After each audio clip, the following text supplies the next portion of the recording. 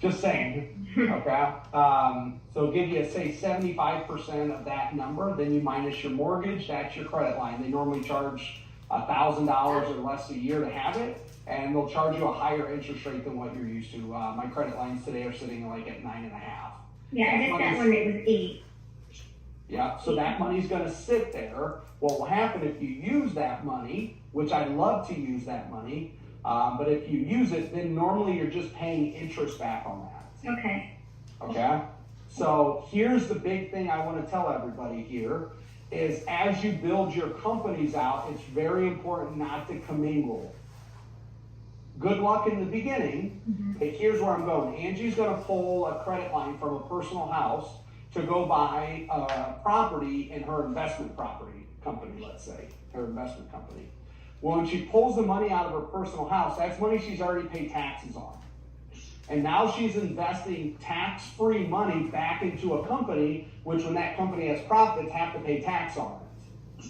So make sure you're not commingling your money and you're paying back. If you have a good CPA and a bookkeeper, you'll do that. If not, you're going to make some huge financial mistakes because you're taking tax-free money and now paying taxes on it again, which in investment world means you're not getting great investments.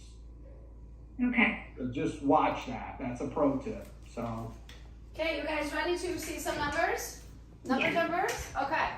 So let's start with the HELOC, just so everybody can kind of see it in action. If you get nothing else from here, and I'm not going to have a head, I think, in this presentation because that's how far my monitor flips up. So I'm just going to be like a no head presentation here. So if nothing else today, make sure that you look at your privately owned residence, the home that you live in today. Go look at your mortgage statement, right? And you're going about, number one, figure out how much your home is worth today on the market. If you were to sell it, of course, you're not going to sell it, but if you were to sell it, what do you think it's worth, right? So I'm going to use an example, our Michigan house. So our Michigan house, if we were to sell it today, I think we can get $430,000 for it, okay? Now, we have built that house in 2015? 2005.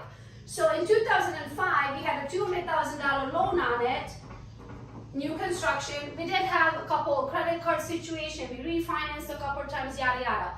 By the time last year we decided to move down to Florida and build this house, by that time we had only left $140,000 on it.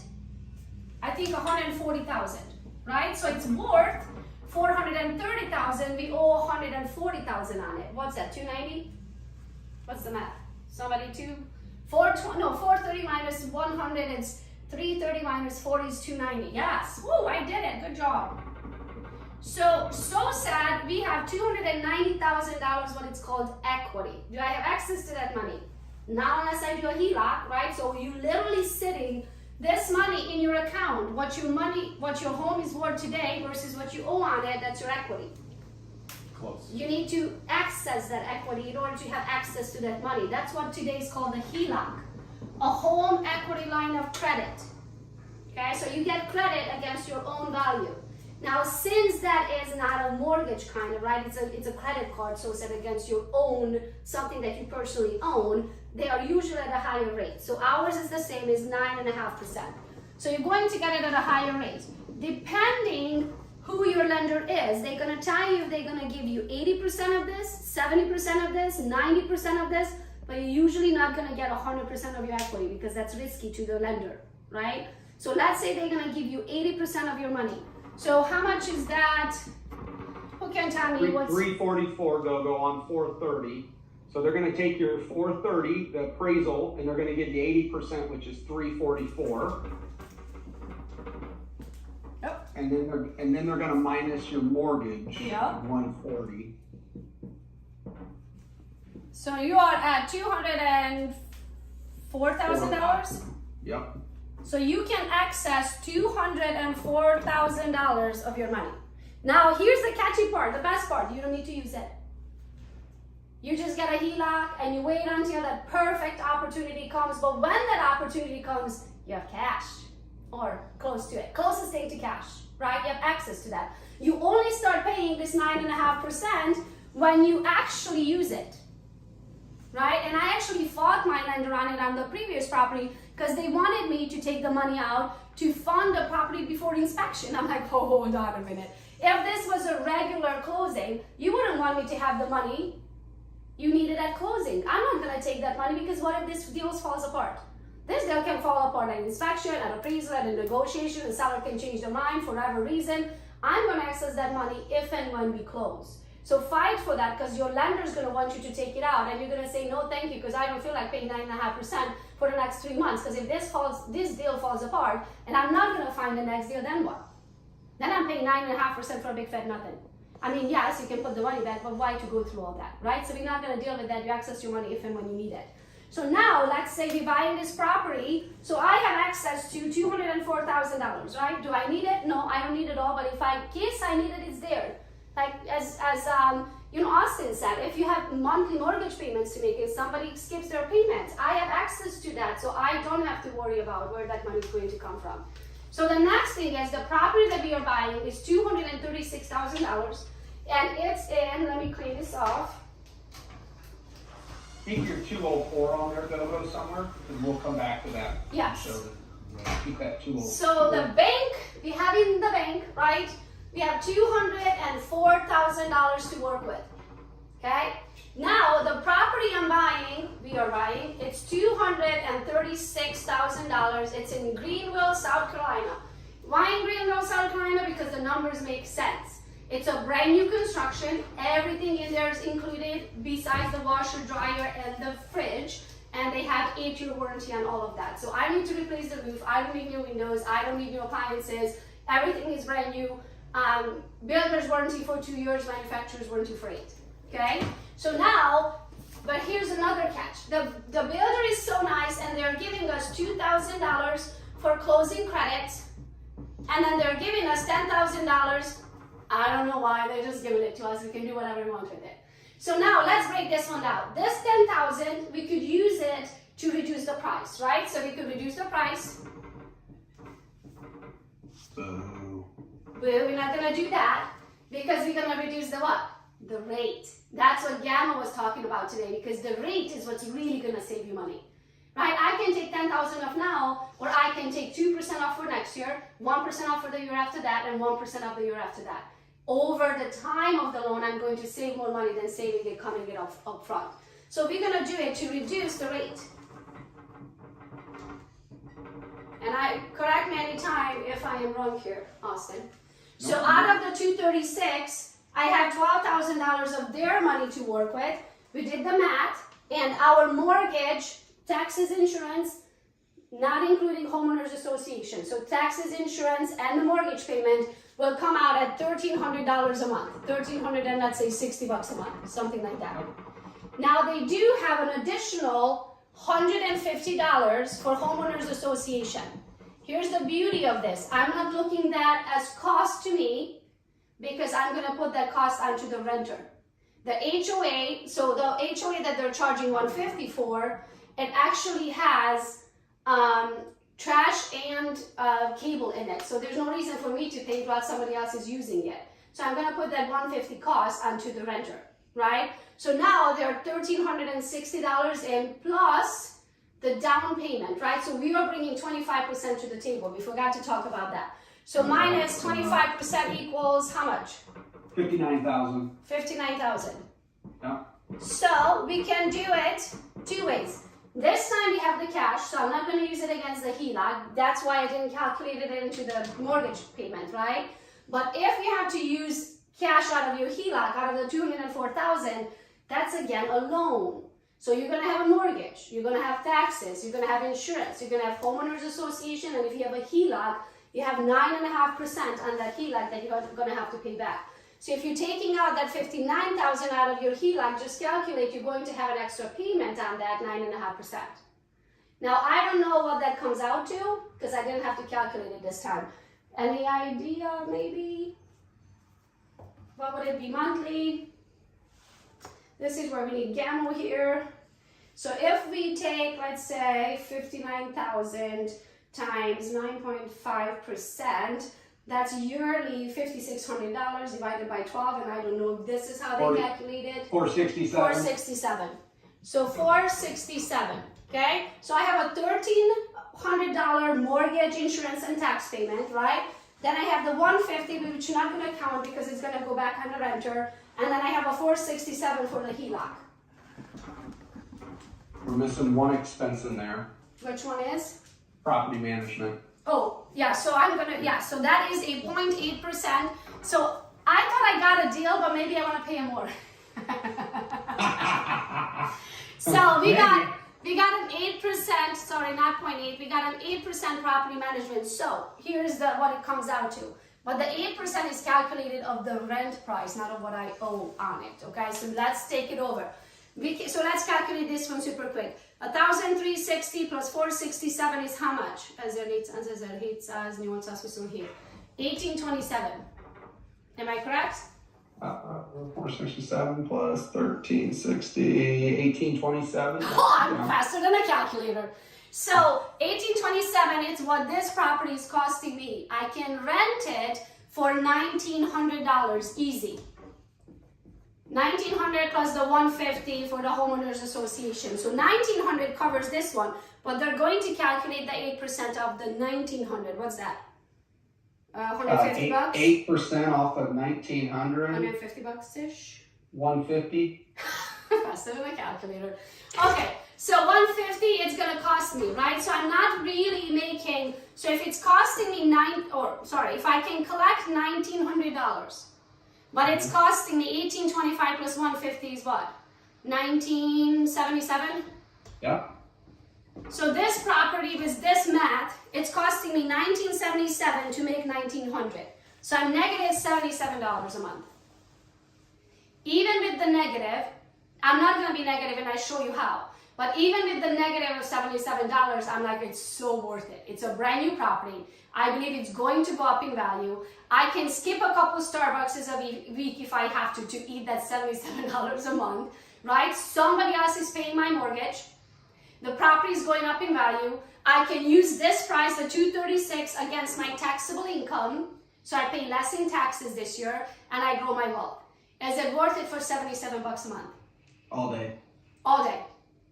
It's this $236,000 property, if I used HELOC money, would cost me $77.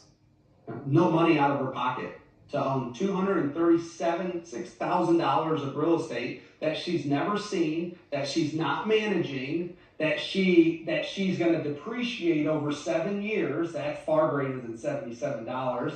That's going to appreciate probably 5 to 10% for the next couple years. So the person who I got this idea from, they bought a unit in February for $217, I think, and it's worth $275 now.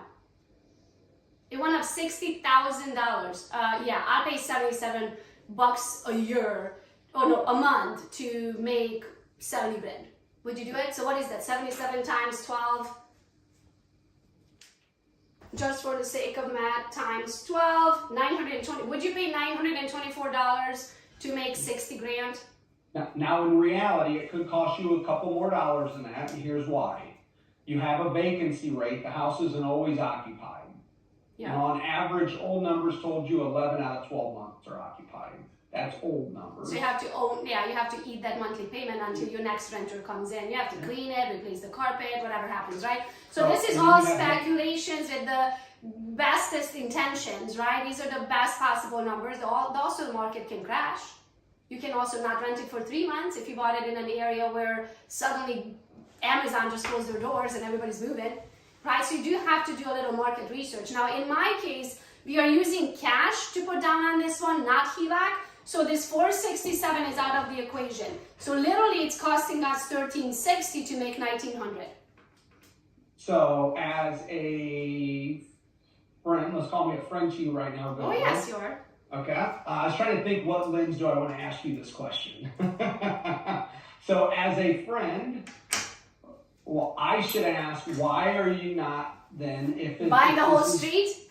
Buy the whole street, girl. Come on, it's not even using your money. What are you doing? I know. So it is. Your story. My story is that it's our first investment. I really want to try it and make sure that I didn't just pull those numbers. How long would you need? I'm thinking 2 months. Oh, just 2 months? Yeah. I have Okay, to. so that means you should need one under contract. So every 3 months, we pretty much need to buy a house, because if not, I'm going to be paying it to Uncle Sam, and I'm not giving it to Uncle Sam. So where I'm going with GoGo guys is if once you have an idea and you feel good, the question is, should you be a little more in? Okay, because remember, the investments really are to diversify your investment portfolio and have more is like insurance. Mm-hmm. So she's going to get one, but what happens if it doesn't rip for the first month or two because it's Thanksgiving? And now it's a complete outlay of money, where if she had two, it might only be a small portion of it. And she has $200,000 sitting in equity in her house that's ready to be used. These are soldiers ready to be deployed. And she could take that 200 and go buy 800,000 worth of real estate. And if she did that and got past the fear and it made sense, I only use fear because we brought that up earlier. But if we can get past that, in 4 years from now, that 800,000 real estate is going to be worth 1.2. She now has $400,000 extra in equity that they'll give her 80% that she could use to go buy more. And then as she's still working today, which all of us, I believe, are still working, we take a part of what we make and then we pay back our credit line with it, let's say. That's to get exactly. that credit line back That's it. to And zero. then you just use it. You become your own bank, and then you use it over and over and over again. Did this help, guys? To see the actual numbers and see the mindset? Because if you don't have your right mindset, you're never going to take action, no matter what opportunity you're faced with. If nothing else, I want you to do the math on your own HELOC. What could you get out of your own existing home right now? And then after you have that, what should you buy and where? Start researching the market, right? Find the best realtor who's been working with investors in that area and just let them find it for you. When they find it for you, jump on it. By that time, you'll have your HELOC, right? And you're going to, here's another thing. So Anderson Advisors is what I wanted to mention. So all of our properties and everything that we own is in a trust. When you own your properties in a trust, you can't get a HELOC on it. So before we put this property in the trust, I'm going to get a HELOC, then we're going to put it in the trust. So just FYI side note. All of this I learned from Anderson Advisors. So Anderson Advisors is what I call my board of directors. They are my title company, gosh. They are my tax attorney, asset planner, CPA, bookkeeping, financial advisor, 401k, pretty much everything that you as a whole and all of your businesses and employees you need. And then you have quarterly meetings with them. So then they look at my quarterly numbers and say, oh, go, okay. You need to go and buy a property a minimum of $400,000, a minimum of $200,000, right? Because if not, you're gonna pay that in taxes. So with this game, right, you get to reduce your taxable income while you grow your wealth. You're gonna pay taxes on it, just not now. Sometimes in the future when you sell it, if you sell it, right? But the idea is you're never gonna sell it. Here's a book I want you guys to read. What would the Rockefellers do? Where is it? Is it over there, honey? I don't see it. As she looks for it, everybody, it's scary to start. Yeah, I can't find it. But there's a book that you definitely want to get. It's called What Would the Rockefellers Do? So the Rockefellers are one of the only very wealthy still, where every member of their family is a multi-millionaire family in this country, from all of those wealthy ones, the Eisenhowers and all of that back in the 1900s, right? They're the only one that built and kept their wealth because they built their trust in a certain way. So instead of selling everything, they'll just keep kicking the can down on the road. So they never actually sell those property. They draw against their own wealth, so they never have to pay taxes on it, right? So just learn to play the game. You do have to educate yourself. Austin, thank you so much for being here today. Everyone go home, find out how much your home equity line is, what could you get out of it, figure out where you're gonna start investing it, and then start learning the game. If you would like to get an interview with Anderson's, I'm thinking they probably, Lindsay put the link in here. I'm assuming that so you can get a 45-minute thank you strategy session with them. Just interview them and see if they can be your advisors too, because trust me, you're going to need smarter people than you, people that know the tax code, people that know the investments, people that know what you can do, like, go buy a car. I'm like, I don't need a car. Go buy a car that's 6,000 pounds because you need the tax write-offs. I'm like, okay. That's the only requirement? Yes, it has to be 6,000 pounds. I'm like, okay, I'll go buy a car that's 6,000 pounds, right? Because it reduces my taxable income. Because it's silly to work so hard, make so much money to pay it out, instead invest it back into yourself and instead build that wealth and that legacy. right, for your family. Like be the Rockefeller, the next Rockefeller. I can't wait. And So bring your- Austin, And bring your clients with you. and This- bring your people with you, right? This is why we are here today. Like my favorite thing to do, clients, friends, anybody, my favorite thing to do is to share my knowledge. Zig Ziglar says you can have absolutely anything in life. The more people you help to get what they want. So if this is what you needed today, this is what you needed to learn about today, and Austin and I had a little part of that, I thank you for that. Thank you so much for showing up, for changing your life. We cannot change your life. You're the only one who can change your life, right? But by taking action is what's going to take you to the next level. And sometimes, some decisions are bad decisions, but at least you learn and be like, well, that was stupid. Instead of No saying, such thing as failure, there's only results. maybe not the results you wanted, but the results you got based on the knowledge you had and the decisions you made, right? So thank you so much for being here, Austin. I appreciate you so much. I knew that you're going to be a great one to explain this because I know you're huge on mindset and I think it's super duper important. So thank you. And thanks everyone for being here today. Go figure out what your equity is. Bye guys. See you next week in Vegas. Yes, I'll see you at EXP Con.